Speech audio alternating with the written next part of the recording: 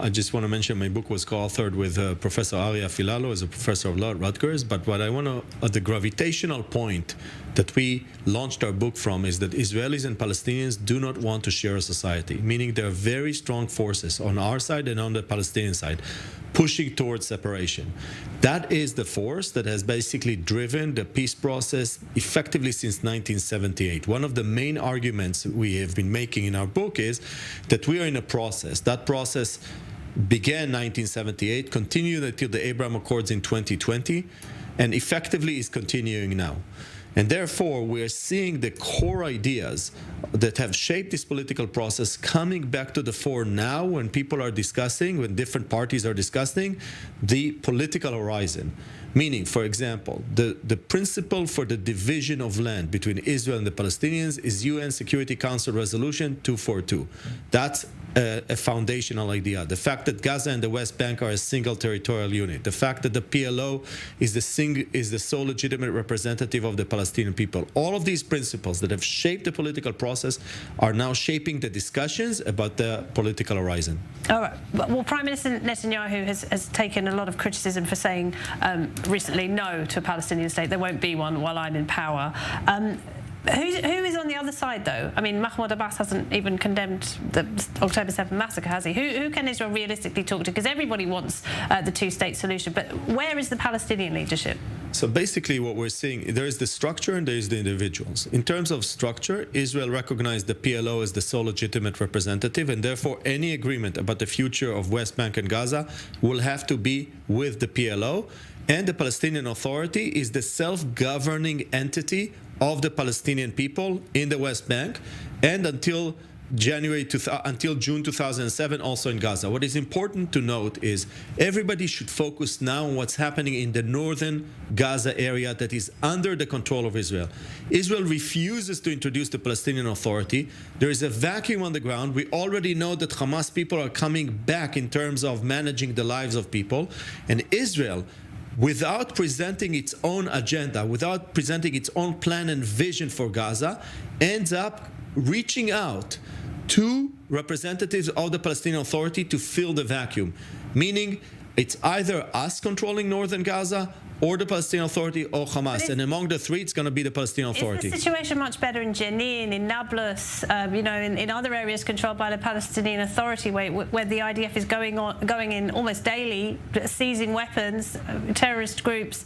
If Israel was to withdraw completely from that territory, what would that look like realistically? So basically, even during the negotiations in 2000 and also in the negotiations under Barak and the negotiations led under Olmert, the idea was that the Palestinian state would be demilitarized. Israel would control the perimeter. Netanyahu is also talking now about Israel controlling the perimeter. This is not a new idea. You're talking about the Jordan Valley. The Jordan Valley, the perimeter, the borders between the West Bank and Jordan, and also between effectively Israel let go of the border between Gaza and Egypt. That happened under Prime Minister Sharon in 2005. But the fact that the Palestinian Authority, the Palestinian state, would be demilitarized has been agreed since the late 1990s. And that, I believe, is a principle also moving forward. We also have to remember that Prime Minister Netanyahu, in January 2020, basically endorsed the Trump plan. And the Trump plan spoke about... The Palestinians did not. The Palestinians did not, but Netanyahu did. And we should all look very carefully at the Trump plan. According to the Trump plan, the Gaza Strip is going to be expanded into the Negev. There will be a Palestinian state connecting Gaza and the West Bank. The Palestinian state in the West Bank will cover the equivalent of 86% of the West Bank. There will be a Palestinian capital in the area of Jerusalem. All of these ideas were endorsed by Netanyahu. But if the Palestinians don't accept it, what is it worth? So basically, we're now in a very unique moment where we have an alignment of the UAE, Saudi Arabia, the United States, Egypt, and even Jordan pushing the Palestinian Authority to agree to historical concessions. And this is where the war and the crisis that started in Gaza can actually turn into historic opportunity. The historic opportunity is that we could have basically an augmented peace plan of the Saudis that recognizes Israel's right to exist, the fact, and creates peace with the vast majority of the Arab world. So that's the opportunity that maybe incubating out of this crisis that we're looking right now. Right, and it's interesting, isn't it, when you hear the Saudis who say they do still want to normalise with Israel despite everything that's going on now. They talk about a path to Palestinian statehood, a path, yes, rather than what the Europeans are saying, Josep Borrell, a Palestinian state must be imposed on Israel. Right, so the idea of imposing a Palestinian state effectively calls for now recognizing the Palestinian Authority as a state. We have to remember that multiple Israeli prime ministers and US presidents have already acknowledged that the Palestinian Authority is going to be a state. So what we're talking about now is actually saying explicitly, which does not exist in the agreements, that the Palestinian Authority will be a state.